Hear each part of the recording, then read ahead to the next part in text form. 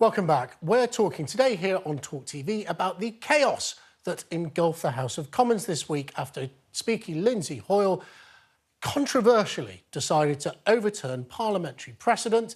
If you're a Conservative, to favour the Labour Party. If you believe Lindsay Hoyle's explanation, which I might say I do actually, to try and keep MPs safe. Wherever it happened, it is something new, and that's why I'm so pleased to be joined by Eliot Wilson, a former clerk to the House of Commons. It's good to see you again. We were there at the same time. For our viewers at home, because this will be absolute sort of meat and drink to you as a former clerk of the House of Commons, why we don't really have written rules in Parliament. It's governed by the sort of standing orders and things like that. How unusual is it for these standing orders to be changed in what feels like quite an unplanned way this week? Well, to be fair, the standing orders themselves weren't changed. The standing orders don't really provide for what was the situation on Wednesday, which was several different amendments to a single motion. What the Speaker decided to do was to potentially allow votes on several different wordings, which could have left the SNP, whose day it was in the sun, if you like, not able to vote on their own motion, which upset them for obvious reasons. The reason he says he wanted to do that, and like you, I think he is perfectly sincere when he says this, is that he was trying to lower the temperature of things, which has got very, very out of hand, particularly on Gaza, and to allow people to express whatever option of words it was that they had in their mind.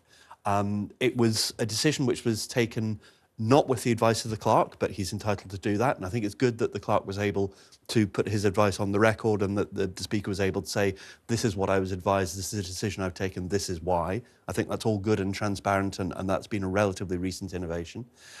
It's the Speaker's right to decide within the rules, as he did, however he wants to govern business, and the clerk accepts that perfectly well.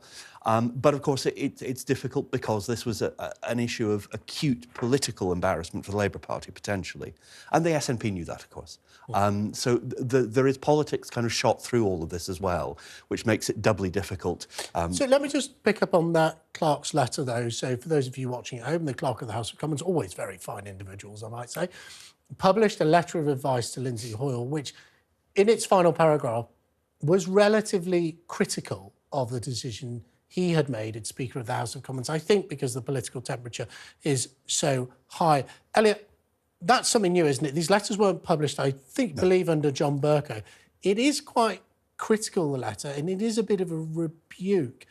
That can't be normal in terms of clerk's correspondence if it is going to become public. The whole idea of being able to see the clerk's advice is very new, and this was brought in. This was something that the Speaker committed to doing when he stood for Speaker, because John Bercow had gone against the advice of his clerks on a number of occasions. Now, there'd been a lot of doubt and mystery about why exactly. So there are procedures now that the clerk can put his advice on the record. And the clerk says very clearly, and I've known him for 20-odd years, that nothing here was against the standing orders, nothing was disorderly. This was all stuff that the Speaker was entitled to do. It was not going with precedent, but then the precedents are quite difficult and not very helpful. And as the Speaker said, this is something that we need to look at in more depth.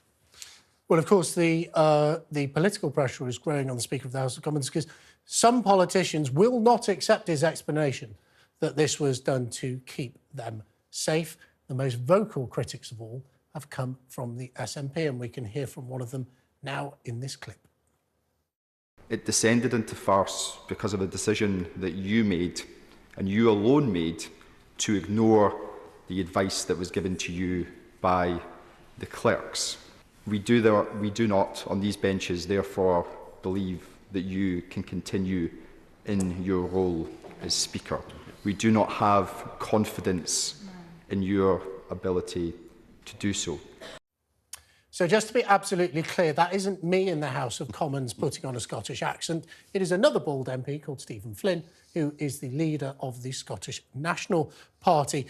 Eliot, can the Speaker survive a party as large as the Scottish National Party, which is the third largest party in Parliament, withdrawing their support and their confidence in him to be that fair referee, if you like, of proceedings in Parliament? I think he can, and I think to understand why, you have to flip it the other way around. I mean, there are 43 SNP MPs in a House of 650. They clearly can't have a veto on who is Speaker.